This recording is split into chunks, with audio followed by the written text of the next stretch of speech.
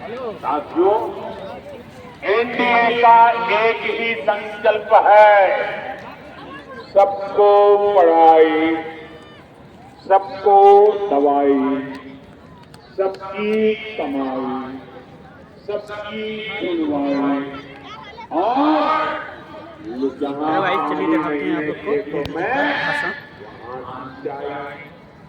NDA सरकार में इसी मंत्र पर चल रहे हैं, कोसी और बेटी नदी को जोड़ रहे हैं, हजारों करोड़ की योजना बनाई गई है। लक्ष्य यही है कि बाढ़ की चुनौती कम हो और किसानों को सिंचाई की सुविधा मिल सके।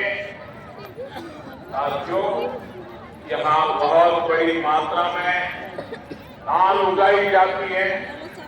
हमारी सरकार ने दलहन किसानों के लिए बहुत बड़ी योजना बनाई है। इससे दलहन किसानों को बहुत लाभ होगा।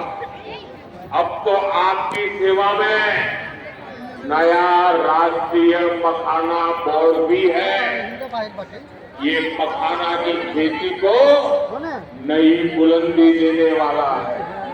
साथियों, यहाँ इस क्षेत्र में जूट की भी काफी खेती होती है।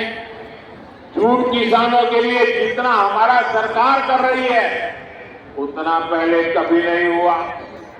आरजेडी कांग्रेस के दौर में एक समय ऐसा भी था जब जूट किसानों को जब केंद्र में आरजेडी और कांग्रेस की सरकार थी तब उन्होंने जूट किसानों को एमएसपी के रूप में सिर्फ 400 करोड़ रुपए दिए, जबकि एनडीए सरकार अभी तक 1300 करोड़ रुपए से ज्यादा किसानों को दे चुकी है।